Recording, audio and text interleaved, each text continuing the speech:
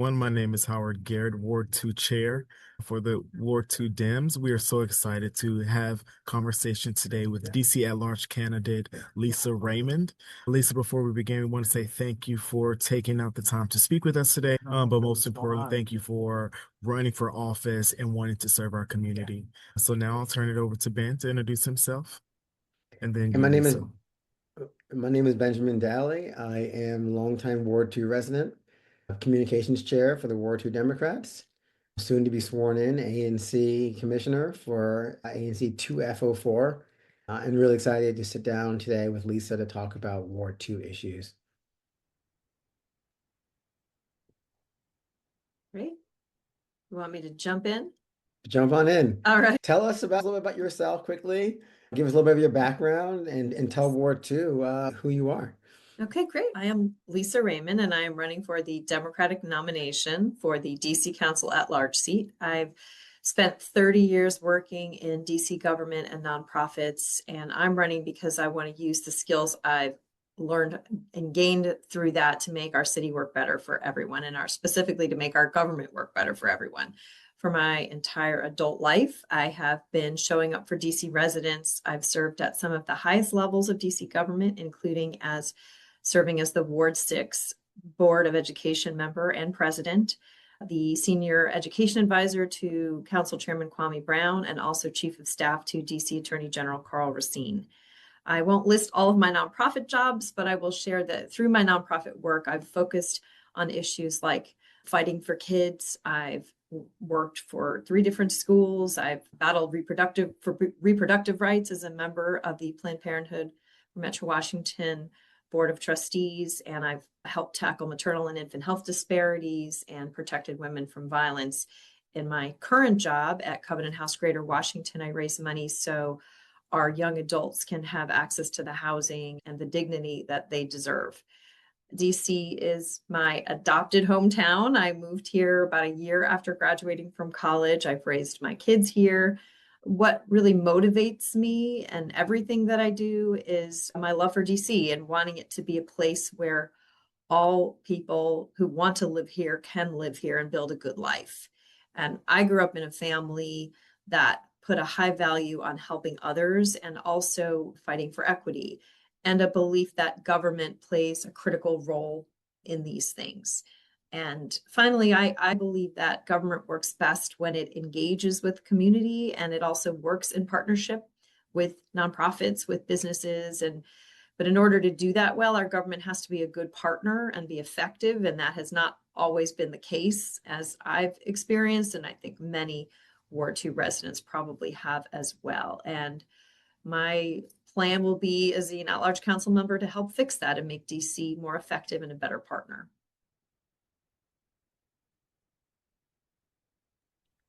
Well, yeah, let's talk a little bit more about your background. And you kind of skipped over the nonprofit work, which I'm very curious about.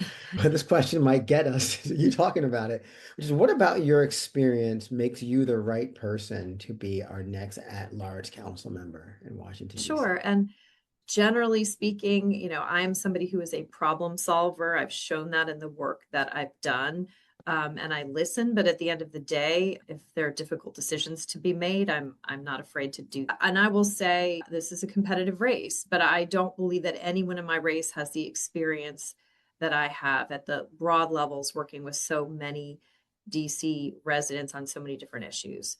So talk a little more about the nonprofit work that I've done. I talked about what I'm doing right now and supporting homeless youth. And that also includes wraparound services like mental health. I'm not providing this services, but as an organization, we do mental health support, workforce development. I work very closely with our workforce development team because a lot of our donors are really interested in this work and see it as a really critical key to helping our young adults gain independence and being able to support themselves and live independently in housing. That I will fight for as a council member to build more of it that's affordable, but we need to get them ready to do this. My work in schools, I was one of the earliest staff members of Cesar Chavez Public Charter School.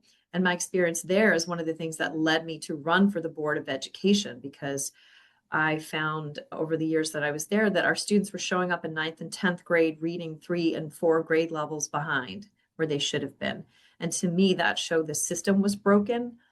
And I wanted to get more to the roots of the problem. And so I ran for the Board of Ed and got to look at education issues, both through that work and my role at the council, look at education across the city and really think about what we could do to make sure that every kid, whether they were in a charter school or they were in DCPS, that they had what they needed to be successful.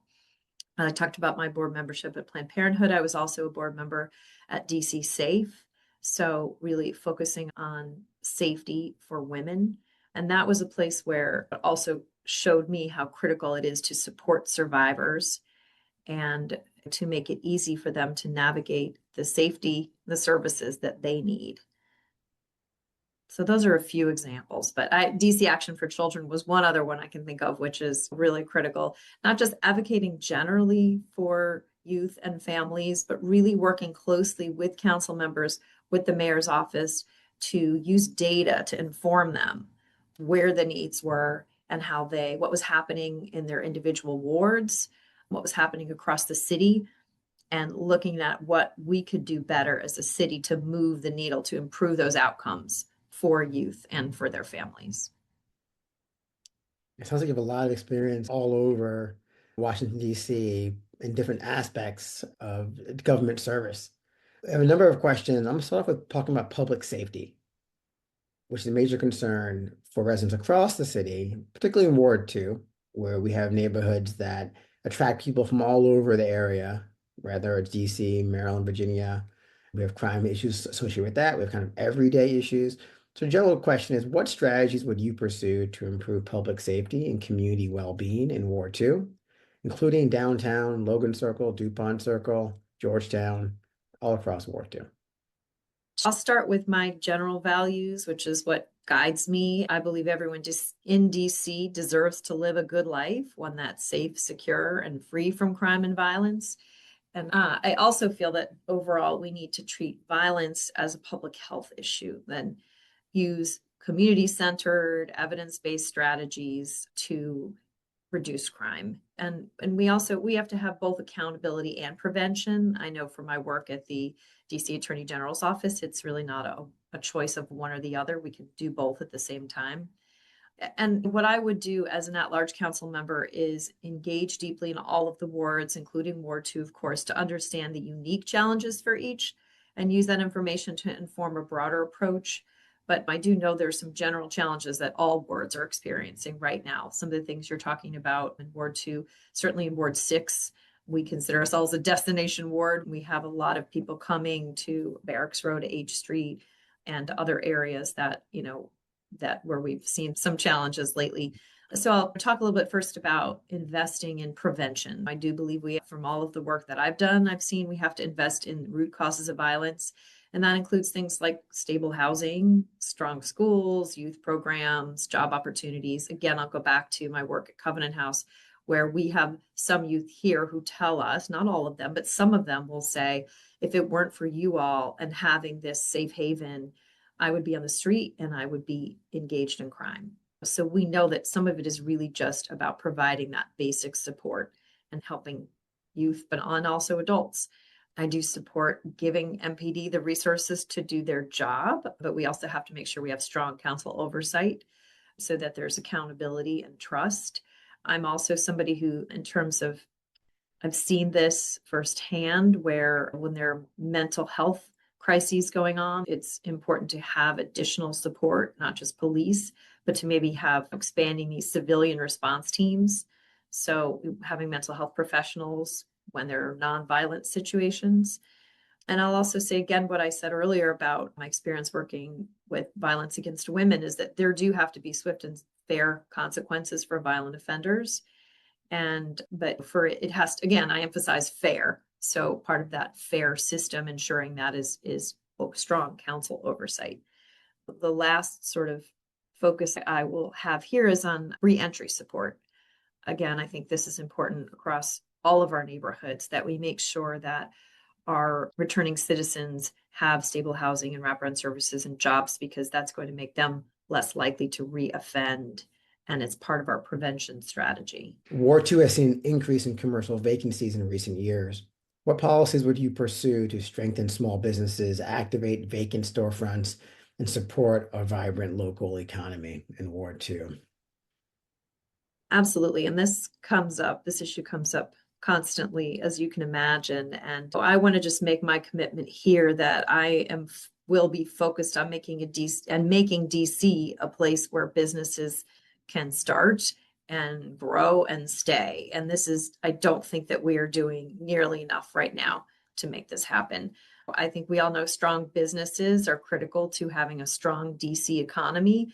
And we're all having conversations about the changes in our city overall, in our industries. We've in many ways lost a major industry that we've had with the federal government and all the downsizing. And that has just made it even more clear, I believe, to people how critical our small businesses are and really fueling the economic engine of our city. I'm not an expert in small business development, but like I said, I've had a lot of conversations.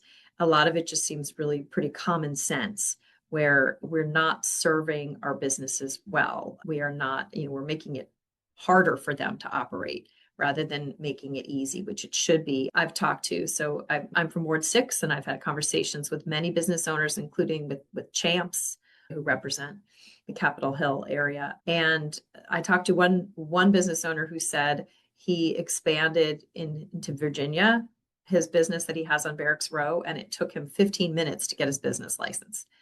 And it just, again, seems so common sense. Like, why are we not making it easier for businesses? And we should make sure they don't have to rely on their council members, as great as it is. Some of our council members have really great constituent services, but some business owners say they literally could not do what they needed to do without constituent services support from their council member. And not everybody, people should not need to do that. Not everybody knows that that's even an option, particularly people moving here and trying to start businesses. So we have to do better at providing the step-by-step support to get people started and staying in business. I also think we can do more on workforce development so that our businesses have the staff that they need. I know there's a lot of focus, which I think is critical, on engaging our youth from an early age, really starting in middle and high school and letting them understand what the career pathways are. That yes, college can certainly be part of their path, but it might not be where they start. And there are a lot of, again, I work with youth every day, and there are a lot of opportunities in the tech, healthcare fields, construction. We have to do a better job of building that pipeline. I'm so curious about how your perspective working at Covenant House will guide not only your experience as council member, but your outlook on these issues. The next one is related to small businesses, but kind of impacts everybody in the city, which is transportation and mobility. And one thing that's great about living in Ward 2 in particular is that you can walk around, bike around, scoot around to visit various parts of the city. But one of the things that helps small businesses thrive is having the ability for folks to get to them. So what transportation and mobility policies would you prioritize to ensure Ward 2 is safe, accessible, and efficient for pedestrians, cyclists, transit riders, and drivers? This is an issue that I'm increasingly excited about. Have not worked directly in transportation, but I come from a family of transportation nerds. And I was really proud to receive the endorsement of Greater Washington. And I think they saw that I have a vision that's where we build a DC that's built for people, where everyone can move around safely and efficiently, whether they are doing, as you said, walking, biking, scootering, taking public transportation, or driving, and that they can do that no matter where they live. And of course, people should own cars if they feel they need to, but no one should feel like they have to have a car to have a good quality of life in DC. As you mentioned as well, is we need reliable metro and bus service, and look at where we need to expand that, and also looking at expanding bus priority lanes and improving frequency so people can move around more efficiently.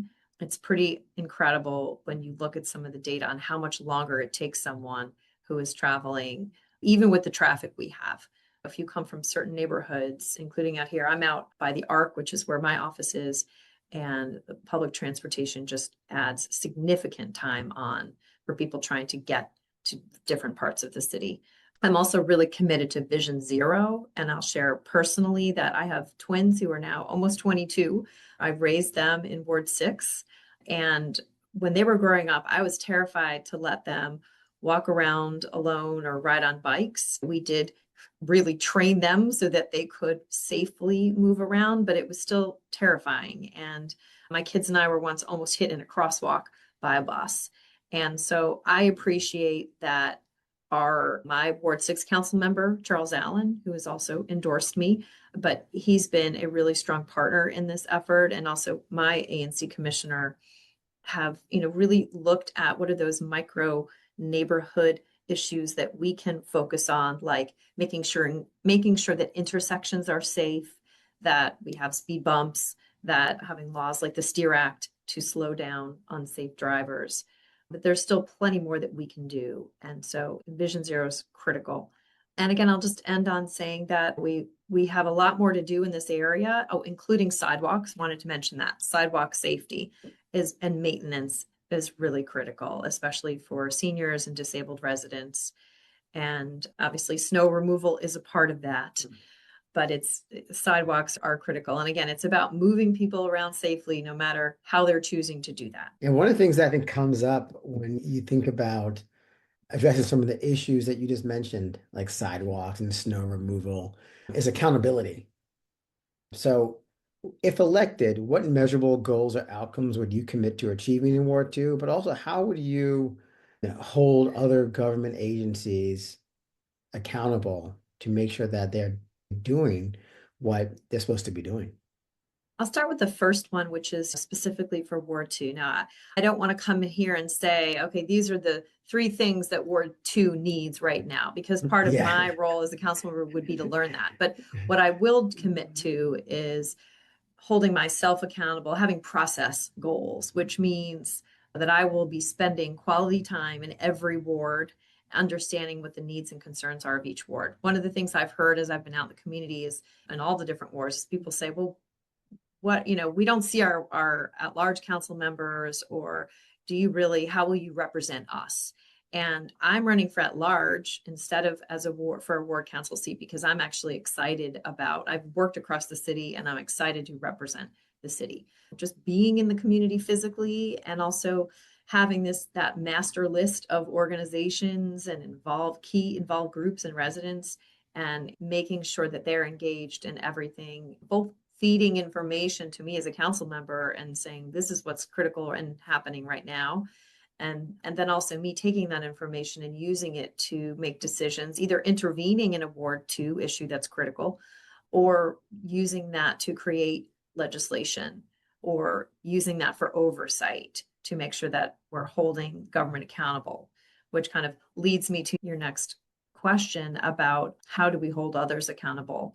I personally think, having worked at the council and having watched the operations over the last many years, that I think the council could do better in creating some unified goals as a council and accountability, because the council members get very busy in either their ward activities, if they're at large, also focusing on oversight for the agencies that they're overseeing, that their committees are overseeing.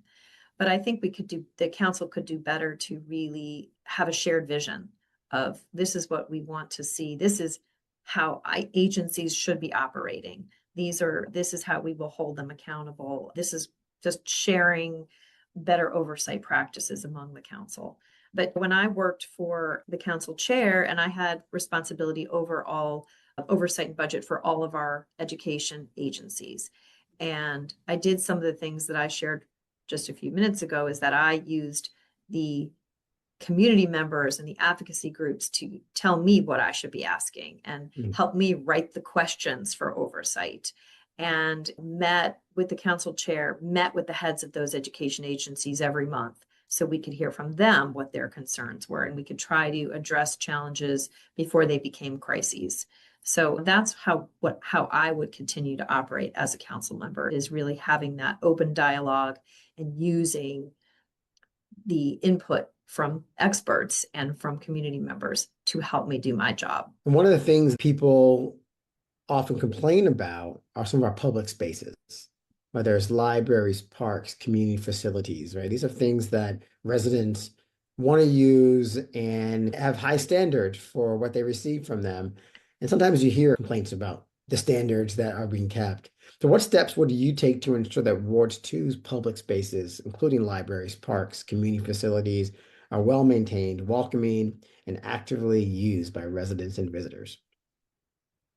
I'm still, like many people, diving into the new budget, the mayor's budget that she released. I appreciated the emphasis on protecting the services that people appreciate and expect as DC residents, including libraries, parks, recreation centers. I appreciate that focus. We saw a big expansion a few mayors ago on those recreation spaces, which I think was really important, but I don't believe that, from my personal experience, what I've heard from others, that the maintenance has been strong. It makes no sense to have a beautiful building and then not have it properly maintained. So we have to make sure that we're budgeting in the funds to do that maintenance. And certainly if there are expansions, as much as we want to have more services and more buildings, before we take that on, there's a separate capital budget. So it's tempting to just say, oh, we're going to build this new building. But really, I think holding our agencies accountable for making sure those dollars are budgeted for maintenance. I would welcome hearing more concerns. For me, in my neighborhood, I think libraries work really hard. I've spent a lot of time talking to library staff and being in libraries, and the staff work really hard to make it inclusive places for people and adding programming. I've been really pleased by a lot of what I've seen in our libraries. So I hope that we can continue. Again, that's an area for funding that will be important. I think a lot of libraries unfortunately have to rely on friends of libraries to help bring that programming. And while I, again, think it's, as somebody who raises money for a living, I think it's great to have community involvement. We have to also make sure as a city that we're providing that, really using those spaces and providing that programming. And parks, sorry, we didn't talk about parks, but one thing I'll say about that is a challenge, and particularly in my neighborhood, a lot of our parks are federally owned. Yeah. And we have no say. I live off Lincoln Park, and it's very frustrating because we have no say in how we can, like, this is a space that on a beautiful weekend is probably 500 people. Yeah. Babies, dogs, families, picnics, young people. It's like a beach. And it would be wonderful for us as a community to be able to say, you know, we want to utilize this space better to serve our community. We have no say in it. So hopefully that's something we can change. Obviously, our relationship with the federal government is a major issue, particularly today. Do you have any vision or any policy initiative that you think that you would try to implement as council member to improve that relationship? And that goes anything from local parks all the way up to home rule and budgetary issues.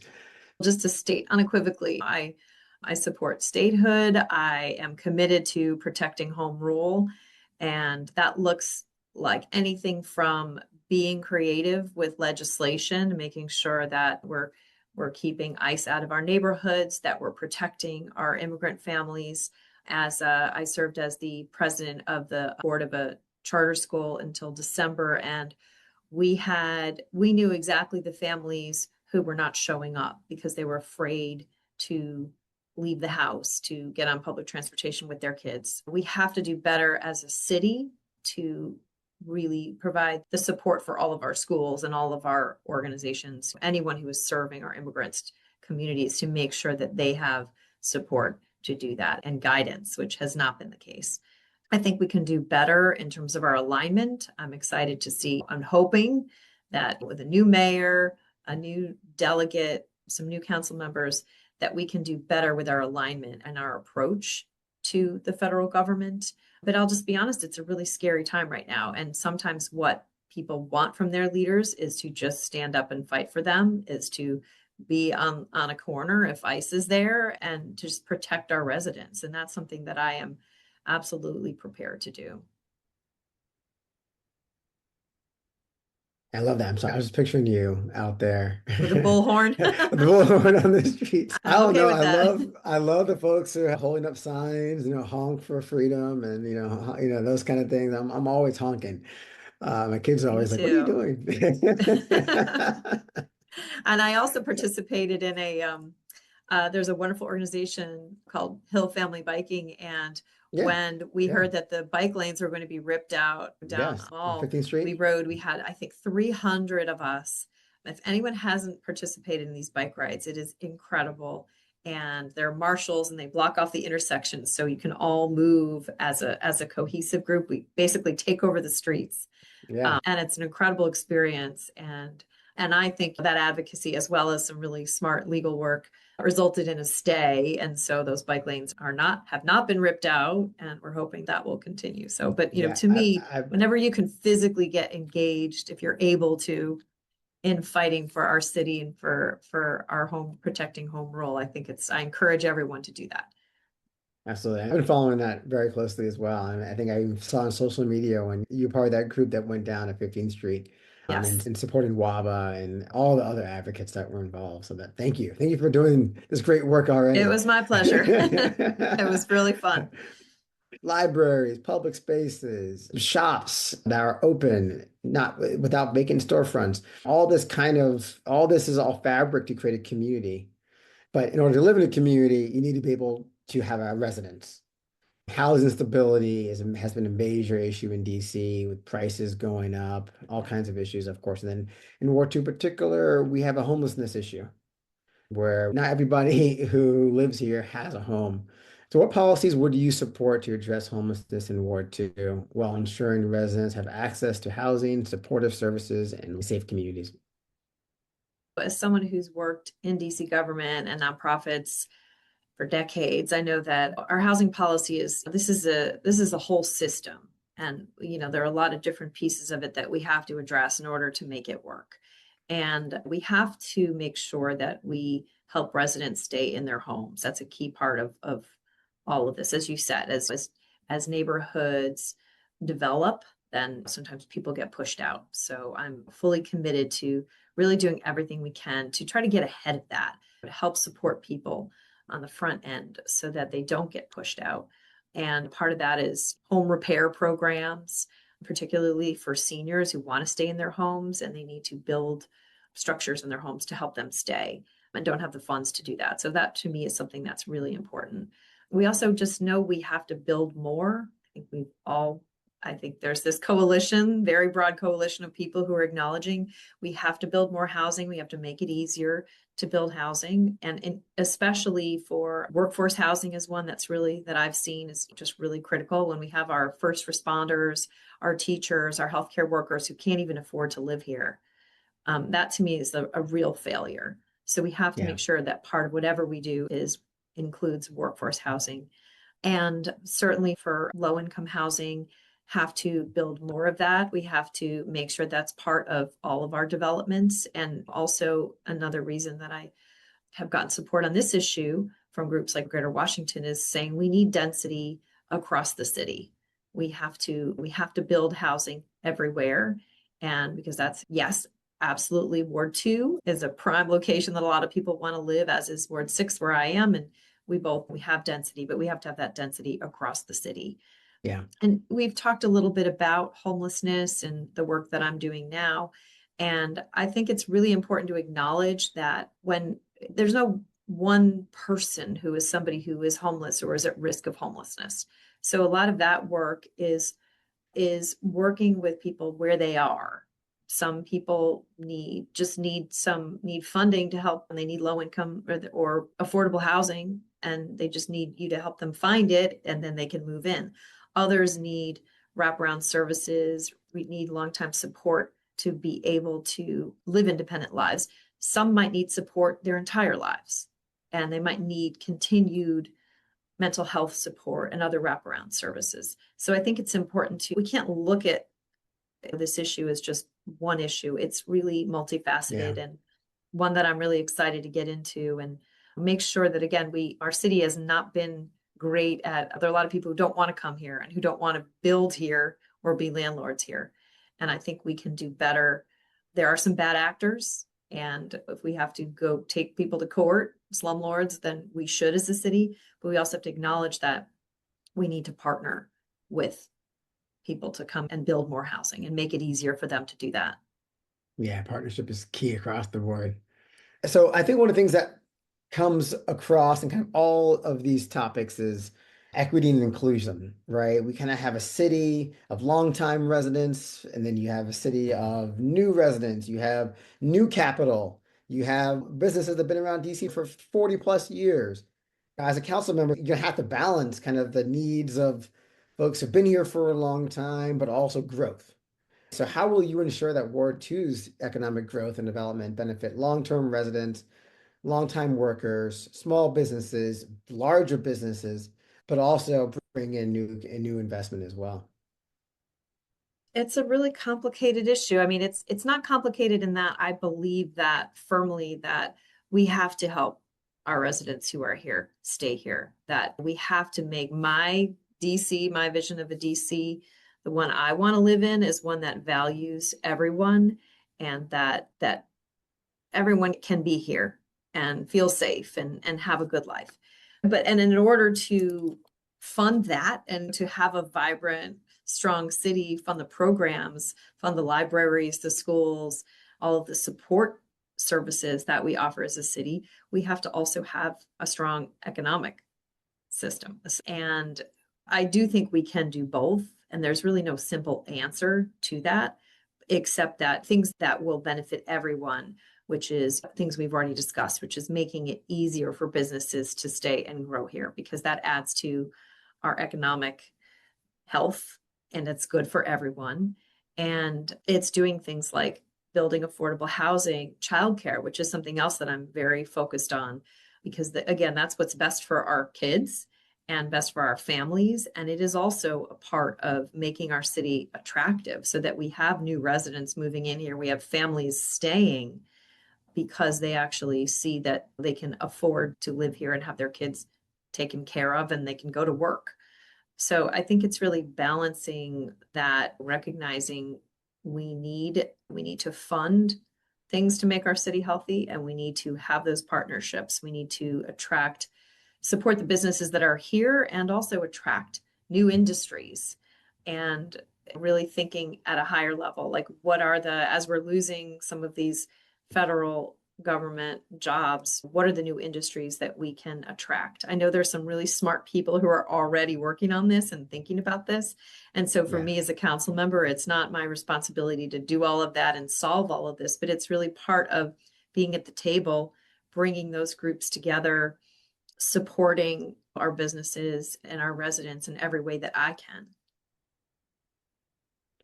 You touched on childcare, and that's actually a great segment to the budget question I had for you, the budget conversation I was hoping to have with you, because I was able to hear a news story this morning that quoted you, particularly regarding I'm going to get it wrong, but just the cuts to affordable childcare.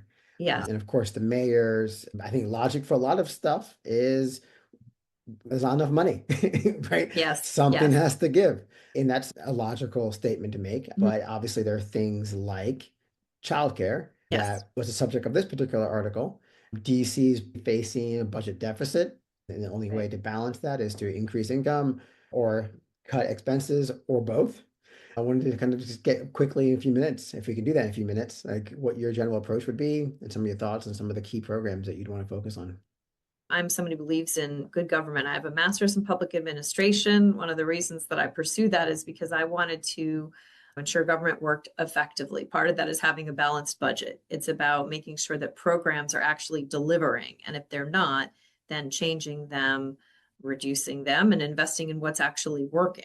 So I do think it's really important to not just continue to grow government. I saw, as when I worked at the council agencies, it was just it became this default over the past 15 years or so, where it was like more FTEs, and each agency always had a significantly higher budget. And so I do think we have to really take a good look at that growth, and we're forced to right now. So that's just part of it, is looking at where we can have efficiencies. There might be 4 different agencies who are focusing on one issue, like workforce development, for example. So I think really taking some hard looks at where we can have more efficiency within our government. That said, for me, the services that we should be doubling down on are those that help our residents and also help grow our economy. And affordable housing is one, and education. I know that I appreciated that for the most part, that investment is still strong. I know there's some concerns from the charter school community that it's not necessarily equitable. And I think there's some current concerns there. But childcare is also a critical part of that, because as we discussed earlier, if people want to stay here, we want to get people to come here and increase our population. We want families to be able to feel like they can stay, they can get back to work. Childcare is critical. And there's been so much work. I was part of this. And when I was on the State Board of Education, this advocacy for birth to 5. And we successfully, again, some challenges, but for the most part have been successful about the pre-K 3 and 4 slots, which are critical. Again, that's childcare as well. It's education, but it also enables families to have their children in quality programs. But that whole infant toddler space has really not been addressed. And I think we have to acknowledge as a city that we have to just invest in that. And one of the things that was cut was the Early Childhood Educator Pay Equity Fund. We can't have childcare or expand it and reduce the costs, which are among the highest in the country in DC, if we don't have the educators to work in those places. And one of the things I said in a video I shared was that when my kids were young, it was, to me, I felt it was a worthwhile investment to have really quality, skilled, caring educators to take care of my kids. And as a city, we just have to acknowledge that that's something we have to do. We have to invest in it. They're not high profit margins for these childcare centers. It's not a business that people are necessarily wanting to get engaged in if they see that they can't make money, that they can't pay their workers a livable wage. And it's so difficult to deal with DC government as part of that. I think we just have to continue investing in childcare. I think it's critical. When I look at like a public charter school versus a public school, and you consider kind of the different challenges both of those institutions have, and they both have different ones, I'm sure. But one of the big ones, for example, is like as a public charter school, you have to rent your own building mostly. Yes. Right. And there's certain other costs that they have that public schools don't have.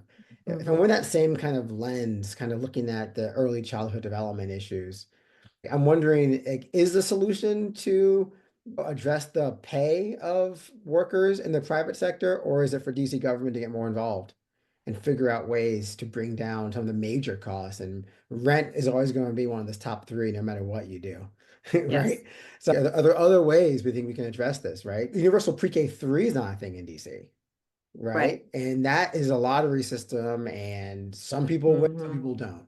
And every study shows that pre-K 3 students have better long-term outcomes than ones who don't, right? Yeah. So that's the kind of investment I think you're talking about. So I guess generally I'm asking, are there other ways to address this issue versus kind of just throwing money at it?